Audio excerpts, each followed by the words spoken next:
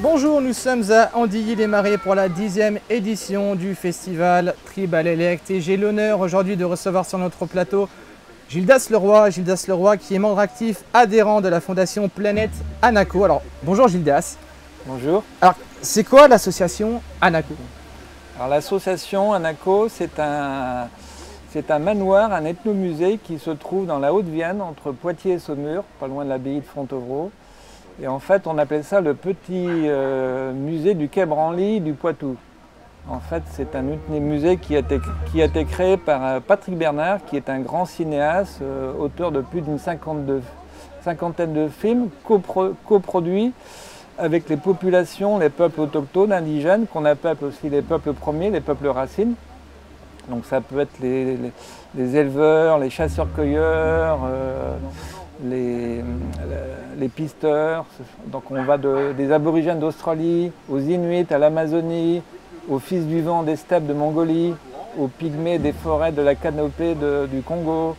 Nous allons sur les traces aussi du murmure des dunes, avec les caravaniers du grand désert, les Touaregs du Sahara. En fait, cet ethnomusée est la véritable vocation et passion de Patrick Bernard, qui sillonne la planète depuis 45 ans, en immersion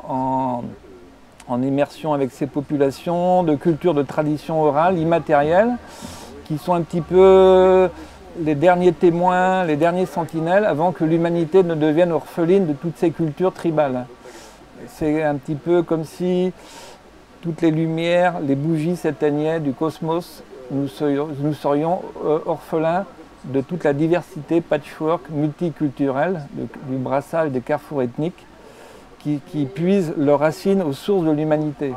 Donc nous sommes devenus, nous sommes des peuples matériels, Ouais, de culture écrite, avec des châteaux, des musées. Nous avons bâti des édifices, et toutes ces populations de tradition orale sont menacées actuellement, sursis, par la déforestation, les multinationales, ce qu'on appelle l'ethno-business, agro-business, l'ethnotourisme, le tourisme équitable, les zoos humains. Donc toutes ces populations sont prisonniers, on leur a confisqué leurs terres, les espaces autochtones sont grignotés de plus en plus. On a brisé le rêve. Ce qui se passe d'ailleurs en ce moment avec la forêt amazonienne, Bolsonaro, le Trump des tropiques. Ouais. Donc toutes ces populations, de près ou de loin, sont menacées par les identités culturelles, ethniques, que ce soit la chorégraphie, les chants, les contes, les mythes, la spiritualité, les danses, les chants polyphoniques, diphoniques. Tout ça est prisonnier un petit peu de notre monde capitaliste, la civilisation blanche, la suprématie des multinationales qui s'affranchissent le droit d'aller exploiter les richesses, les matières premières de tous ces peuples, et que ce soit l'huile de soja, l'huile de palme, l'uranium, la montagne d'or en Guyane française. Donc toutes ces cultures sont menacées à court terme par le réchauffement climatique. Il y a un impact très fort de notre empreinte carbone, de notre monde, qui vient bousculer une sorte de mutation, de transhumanisme qui va faire effondrer ce qu'on appelle les peuples premiers.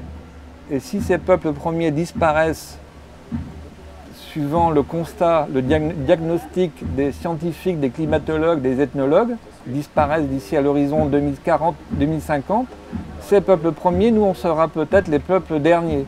c'est sûr. Parce qu'on est le maillon de toute une chaîne de l'humanité qui va s'effondrer en même temps. La biodiversité, les écosystèmes, tout est interconnecté. Et notre monde parallèle, d'envie, de spéculation, de commerce international, fait qu'on est en train d'enfreindre les lois de la nature. Alors c'est ce qu'on appelle maintenant l'ethnogénocide et l'écocide.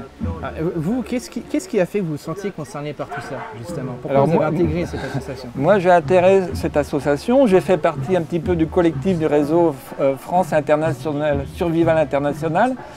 Et donc, je rentrais d'Afrique en 1996, un long voyage sur la trace des caravanes, des Touaregs, des Pygmées, des populations des Maasai.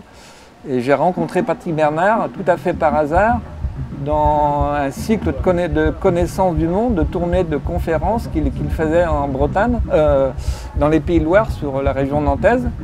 Et j'ai tout de suite adhéré, un investissement, un engagement, de dire qu'est-ce que je peux faire, tout en n'étant pas ethnologue, anthropologue de formation, comment je peux m'engager, m'investir au sein d'une structure qui a pour mission, pour vocation à numériser, archiver, mémoriser ces cultures ancestrales. Alors, on le rappelle, donc l'association s'appelle Planète Anaco. Planète Anaco. On la retrouve où? Sur Internet, il y a un site? Alors sur Internet, sur Facebook, les réseaux sociaux, vous avez pas mal de vidéos. Alors vous avez la Fondation Anaco, Ouais. vous avez Planète Anaco Ouais. et le Festival ethnographique Anaco, qui est organisé depuis 2012, chaque année, fin juin, pendant 4 jours, avec des préludes. Donc il y a des préludes sur Poitiers, Tours, Angers, Saumur, Châtellerault, Chinon. C'est un festival ethnographique international qui reçoit des délégations de communautés amérindiennes. Récemment, nous avons reçu les Amérindiens de Guyane française, nous avons reçu les Pygmées, nous avons reçu l'an dernier, en 2018, les Nagas qui vivent sur les contreforts de l'Himalaya, entre l'Inde et la Birmanie. Donc c'est un très beau festival que je recommande. Et on aura donc toutes ces informations sur le site Sur Planète le site. Anaco, sur Facebook. Je vous invite toutes et tous à aller voir justement si vous êtes touchés par cette cause Planète Anaco sur Facebook. Merci Gildas d'avoir répondu à nos questions. Et puis je vous souhaite un excellent festival. Merci à vous. Merci à vous. De rien.